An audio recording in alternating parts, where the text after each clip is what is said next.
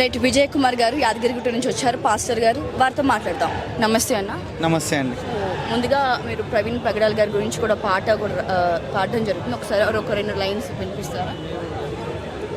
ప్రవీణ్ అన్న మీద పాడాలనే ఈరోజు వస్తుందని కూడా మేము కలలో కూడా అనుకోలేదు. సో కానీ తప్పట్లేదు, అన్న గురించి 2 లైన్స్ పాడతాను. నువ్వు మరణమైపోతివా అన్న ప్రవీణు, పరలోకము చేరుకుంటివా అన్న ప్రవీణు. నువ్వు మరణమైపోతివా అన్న ప్రవీణు, పరలోకము చేరుకుంటివా అయ్యా ప్రవీణు. నువ్వు గన్న బిడ్డలేమో ఎక్కి ఎక్కి ఏడుస్తుండ్రు, నువ్వు గన్న బిడ్డలేమో ఎక్కి ఎక్కి ఏడుస్తుండ్రు. నీ భార్య పిల్లలేమో ప్రవీణు ఏడాని, నీ భార్య పిల్లలేమో ప్రవీణు ఏడాని. నువ్వు ఎక్కడెళ్ళిపో పోతివో అన్న ప్రవీణు, పరలోకం వెళ్ళినావా అయ్యా ప్రవీణు. నువ్వు ఎక్కడెళ్ళిపోతివో అయ్యా ప్రవీణు, పరలోకం వెళ్ళినావో అన్న ప్రవీణు. నువ్వు మరణమైపోతివా అయ్యా ప్రవీణు, పరలోకము చేరుకుంటివా అయ్యా ప్రవీణు. నువ్వు మరణమైపోతివా అయ్యా ప్రవీణు, పరలోకం వెళ్ళినావా అయ్యా ప్రవీణు. నిరుపేద తల్లిగన్నా నిలువెత్తు ప్రవీణ్ అన్నా, నిరుపేద తల్లిగన్నా నిలువెత్తు ప్రవీణన్నా, నిరుపేద తల్లిగన్నా నిలువెత్తు ప్రవీణన్నా, నిరుపేద తల్లిగన్నా నిలువెత్తు ప్రవీణన్నా. నిధి వెన్నెలాంటి మనసే అన్నా ప్రవీణు, నిధి వెన్నెలాంటి మనసే అన్నా ప్రవీణు. నువ్వు ఎక్కడెళ్ళిపోతివో అయ్యా ప్రవీణు, నువ్వు ఎక్కడెళ్ళిపోతివో అయ్యా ప్రవీణు. ఈ ఊరిలోనయ్యా నువ్వు ఎంత మంచి మనసు, ఈ ఊరిలోనయ్యా నీదెంత మంచి మనసు. నువ్వు చీమకైనా హాని చేయని మంచి మనసు అన్నా, నువ్వు చీమకైనా హాని చేయని మంచి మనసు అన్నా. నువ్వు ఈ లోకానికి వెలుగుగా వెళ్తివో అన్నా, నువ్వు ఈ లోకానికి వెలుగుగా వెళ్తివో అన్నా. Thank you. సో మీరు ఈ వార్త వినగానే మీరు ఫస్ట్గా ఏం అనుకున్నారు, ఎలా ఫీల్ అయ్యారన్నా? యాక్చువల్గా అన్న యొక్క మరణము వార్త వినగానే చాలా బాధేసింది. ఎందుకంటే మాలో ఒక దైవ సేవకుడిగా ఉండి దేవుని సువార్త, సత్య సువార్తను ప్రకటిస్తున్న అన్నను చంపడం అనేది చాలా ఇదొక బాధ. ఎందుకంటే ఒక మంచి యంగ్ డైనమిక్ పాస్టర్ని మేము కోల్పోయినాం అనుకుంటున్నాం. ఎందుకంటే మంచి ఒక డిబేట్లోనో ఒక మెసేజ్లోనో చెప్పాడు, రక్షణ టీవీలోనో మేబీ అనుకుంటా, ఒక మనిషిని మనిషిలా చూడమన్నాడు.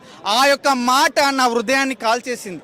ఎందుకంటే ఒక మనిషిని మతాలొద్దు, కులాలొద్దు, ఒక మనిషిని ఫస్ట్ మనిషిలా చూడాలి, ఒక మనిషి మీద జాలి పడాలి, ఒక మనిషి మీద ప్రేమ చూపాలి. ఇదే కదా మా యేసు ప్రభు మాకు చెప్పింది అని ఆ అన్న మాటలు వింటుంటే, ఆ వీడియోస్ విజువల్ చూస్తుంటే ఏడుపు వస్తుంది. ఎందుకంటే మంచి చెప్తే ఈ జనాలకు నచ్చదండి. చెడు చేసేవాడు తొందరగా వెళ్ళిపోతాడు, మీడియాలోకి వెళ్ళిపోతాడు. కానీ మంచి అనేది మరుగున పడిపోతుంది. మేము ఒకటే కోరుకుంటున్నాం, మాకు న్యాయమైన జస్టిస్ కావాలి. నిజంగా పోస్ట్ మార్టం రిపోర్ట్ జరిగింది ఇవ్వాలి. లేదంటే మేము కూడా ర్యాలీలు చేస్తాం. మాకు న్యాయం జరిగేంత వరకు మేము కూడా నిద్రాహారాలు మారి మేము కూడా స్ట్రైక్ చేయడానికి రెడీగా ఉన్నాం. ఎందుకంటే ఈ మీడియా ద్వారా రాజకీయ నాయకులే కానీ ఇంకెవరైనా కానీ ఇతర మతస్థులే కానీ మీరు ఒకరినొకరు ప్రేమించడం నేర్చుకోండి. ఫస్ట్ మిమ్మల్ని మీరు మీ ఆధీనంలో మీ మనసును పెంచుకోండి. ఒక మనిషిని చంపడము, నరకడము, నరహత్య చేసినోనికి నరకమే పక్కా బైబిల్ వాక్యం తెలుపుతుంది. కాబట్టి ఒక మనిషిని చంపడము చాలా దుర్మార్గము. కాపు కాసి చంపారంటే ఇంకా దేవుడే వాళ్ళకి శిక్ష వేస్తాడు. ఈ లోకములో ఉన్న చట్టాలు ఎవరు పట్టించుకోకున్నా దేవుడు అనే ఒక చట్టం ఉంది. అగ్ని ఆరదు, పురుగు చావదు. ఆ అగ్ని గంధకాలలో దేవుడే ఒక రోజు కాలుస్తాడు. ఒకవేళ వాళ్ళకి క్షమాపణ కలిగి ఉంటే దేవుడే వాళ్ళని క్షమిస్తాడని మీ యొక్క మీడియా ద్వారా తెలియజేస్తున్నాను. జోహార్ ప్రవీణ్ అన్న. ఒక పూజారికి చిన్న గాయాలైతేనే అందరూ వచ్చేసారు. గవర్నమెంట్ కానీ, సెలబ్రిటీస్ కానీ, వేరే వేరే పెద్ద పెద్ద నాయకులు అందరూ వచ్చి నిలబడ్డారు కదా. కానీ మరి క్రైస్తవుల పట్ల ఇలాంటి దాడులు జరిగినప్పుడు ఎందుకు ప్రభుత్వం కానీ వేరే ఇంకెవరు కానీ స్పందించట్లేదు? మాకు కావాల్సింది అదొక్కటి. ఎందుకంటే మేము ఎన్నో సమస్యలను ఎదుర్కొంటున్నాము, కానీ ఎవరిని ఏనాడు కూడా దూషించడము, ద్వేషించడము, పగలు ప్రతీకారాలు అయితే చేయలేదు కదా. అన్యాయంగా ఇలా మనుషుల ప్రాణాలు తీయడం ఎందుకు? ఇప్పుడు ఆ కుటుంబం ఎంత నష్టపోయింది. ఆ కుటుంబానికి ఎవరు బాధ్యత వహిస్తారు? ఆ కుటుంబం గురించి ఎవరు నిలబడతారు? ఇప్పుడు గవర్నమెంట్ వస్తుందా, అది కావాలి. అట్లాంటప్పుడు ఓట్లేము. ఓట్లు క్రిస్టియన్స్ అన్న వాళ్ళు ఓట్లు వేయకుండా ఉంటే ఈ partiality- అప్పుడు గవర్నమెంట్ ఎట్లా వస్తుందో చూస్తాం. ఈ పార్షాలిటీ ఎందుకు? ఎందుకు మేము క్రైస్తవుల అందరం పట్ల వేస్తేనే ఇంత కదా వివక్ష గవర్నమెంట్ వచ్చేది. దేనికోసం? క్రైస్తవులు మనుషులు కారా? క్రైస్తవులకు అదేంది మన మనసు లేదా? వాళ్ళు ఎందుకు బాధపడాలి? న్యాయం చేస్తారని ఓట్లు వేస్తుంది. క్రైస్తవులకి తీరని లోటు, క్రైస్తవులకి ఇది తీరని లోటు అండి. ఆ కుటుంబానికి కానీ క్రైస్తవ సమాజానికి కానీ క్రైస్తవుల పక్షాన న్యాయం లేదు.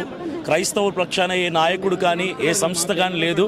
కానీ ఒకటే చెప్తున్నాను, సమాజం అంతటికి, క్రైస్తవ సమాజం అంతటికి ఒకటి చెప్తున్నాను, ప్రవీణ్ పగడాల గారి యొక్క హత్య తర్వాత ఆయన మరణానికి ముందు క్రైస్తవం ఒకటి, మరణం తర్వాత క్రైస్తవం వేరేలా మారబోతుంది.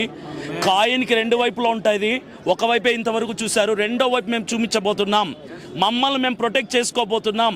మరొక ప్రవీణ్ పగడాల గారు లాంటి ఈ సంఘటన, ఈ దుర్ఘటన జరగటానికి వీలు లేకుండా మేము ఎలా ఫైట్ చేయాలో మేము ఒక తాటి మీదకి సేవకులందరము, క్రైస్తవులందరం వచ్చి మేము పోరాడబోతున్నాము. మేము ఓట్లు అయిపోతే గవర్నమెంట్స్ ఎలా ఫామ్ అవుతాయి? మా ఓట్లు మీకు కావాలి. మాకు ఇబ్బందులు జరిగినా, మాకు హత్యలు జరిగినా, మాకు ప్రమాదాలు జరిగినా ఎవరు చలించడం లేదు. ఒక ఎమ్మెల్యే, ఒక ఎంపీ, ఒక సీఎం ఎవరు, గవర్నమెంట్ ఎక్కడ ఎవరు స్పందించడం లేదు. మెయిన్ మీడియా ఏది కూడా, ఒక TV9 కానీ, TV5 కానీ, NTV కానీ ఏమైపోయారు వీళ్ళందరూ కూడా? చిన్న చిన్న హత్య, చిన్న చిన్న దాడులు జరుగుతుంటే, దొంగతనాలు జరుగుతుంటే, రేపులు జరుగుతుంటే, కిడ్నాపులు జరుగుతుంటే పెద్ద పెద్ద మెయిన్ ఛానల్స్ వచ్చి ఇంటర్వ్యూస్ చేస్తున్నారు. వాళ్ళందరూ ఎందుకు మూగపోయారు? వాళ్ళ గొంతులు ఎందుకు మూగపోయాయి? ఎందుకు మాట్లాడటం లేదు? ఎందుకు రావటం లేదు బయటికి? ఈ హత్య వెనకాల పెద్ద హస్తం ఉంది. ఎవరైనా సరే, నిందితుడు ఎవరైనా సరే, ఇది ఖచ్చితంగా మర్డర్, అది క్లియర్ అవుతుంది. ఫుటేజ్ కూడా ఇప్పటి వరకు 2 రిలీజ్ చేశారు. ఎంతసేపు కొవ్వూరు టోల్గేట్ దగ్గర ఉన్న ఫుటేజ్, తర్వాత ఆ బండి పడిపోయిన ఫుటేజ్ తప్ప దానికి ముందు ఉన్న ఫుటేజ్ ఎందుకు రిలీజ్ చేయట్లేదు? విజయవాడ నుంచి కొవ్వూరు బ్రిడ్జ్ వరకు చాలా టోల్గేట్స్ ఉన్నాయి. ఆ సీసీ ఫుటేజ్ ఎందుకు బయటికి రావట్లేదు? ఎందుకు రానివ్వటం లేదు? అప్పటికే ఆయన మీద దాడి జరిగింది, అప్పటికే ఆయన మీద అటాక్ అయింది, బైక్ డ్యామేజ్ అయింది, ఆయన ఇంజూర్ అయ్యాడు. ఆ కొవ్వూరు టోల్గేట్ దగ్గర ఈ సీసీ ఫుటేజ్ చూస్తే ఆయన బండి నడపలేని స్థితిలో డూమ్ లైట్ పగిలిపోయింది, కాలు డ్యామేజ్ అయిపోయి చాలా ఇబ్బంది పడుతూ తూలుతూ బండి నడుపుతున్నాడు. ఇలాంటి పరిస్థితి. ఈ పరిస్థితుల్లో ఒక మనిషి చనిపోతే సాటి మనుషులు, చాలా మంది హైందవులు పెద్దగా పిలువబడుతున్నటువంటి మతోన్మాదులు, కొంతమంది దయ్యాలు ఏం మాట్లాడుతున్నారంటే ఆయన మరణాన్ని గేలి చేస్తున్నారు, హేళన చేస్తున్నారు, వెటకారం చేస్తున్నారు.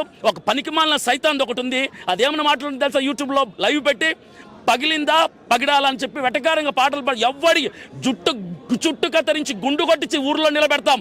ఎవరు మొదలుపెట్టాం, ఎవరిని విడిచిపెట్టాం. ఈ హత్య వెనకాల ఎవరెవరైతే ఉంటున్నారో ప్రతి ఒక్కరిని రోడ్డు మీదకి తీసుకొని వస్తాము. బొక్కలో పెట్టించకపోతే మేము సేవకులం కాదు, క్రైస్తవులం కాదు.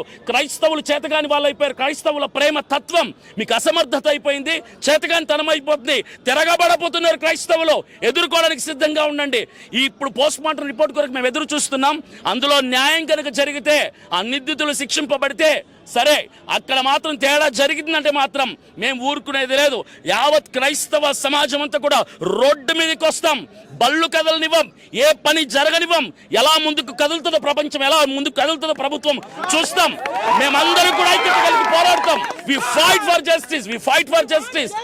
ఇప్పుడు మతోన్మదులు చాలా మంది ప్రవీణ్ పగడాల గారిని చంపి సంకలు గుద్దేసుకుంటున్నారు, ఆనందపడిపోతున్నారు. అయిపోయింది. కానీ ఒకటే చెప్తున్నాను అందరికి కూడా, ఎవరైతే ఈ హత్యకు పాల్పడ్డారో ఒకటే వార్నింగ్ ఇస్తున్నాను. ఆయన మరణించిన తర్వాత క్రైస్తవుల్లో భయం పోయింది, ధైర్యం వచ్చింది. ఒక ప్రవీణ్ పగడాల గారు పోతే 1000 మందిని దేవుడు లేపబోతున్నాడు. 1000 మంది ప్రవీణ్ పగడాల గారు లేపబోతున్నాడు. చావుకు తెగించి బైబిల్ పట్టుకున్న వాళ్ళం మేము బైబిల్ పట్టుకున్న రోజే బ్రతకడం కాదు, క్రీస్తు కొరకు చచ్చిపోవడానికి తెగించాం. Thank you.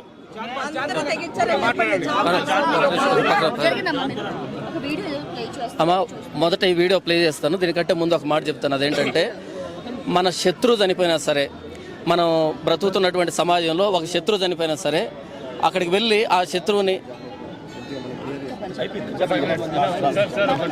మన శత్రువు చనిపోయినా సరే ఆ శత్రువు మరణించిన రోజు ఆ వ్యక్తిని గౌరవించి మాట్లాడతాం. అయితే ఈరోజు సమాజంలో ఉన్నటువంటి పరిస్థితి ఏంటంటే, మీరు చూడండి అమ్మా, ఈవిడ ఎలా మాట్లాడుతూ, ఈవిడ పెట్టి టైటిల్ ఏంటి, పగడాలు పగిలిందా అంటూ ఈవిడ పెట్టి ఈవిడ ఏమని మాట్లాడుతుంది, ఈవిడ హావభావాలు చూడండి.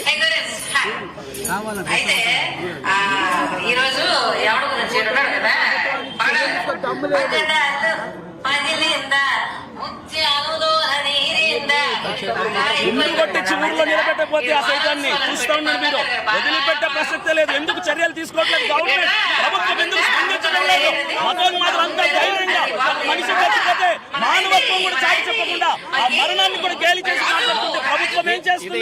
ఇది వినండి, ఇది కేవలం నా మొబైల్లోనే లేదమ్మా. ఇది కేవలం నా మొబైల్లోనే లేదమ్మా. ఇది ఇబ్బంది పడుతున్నారు వాళ్ళు.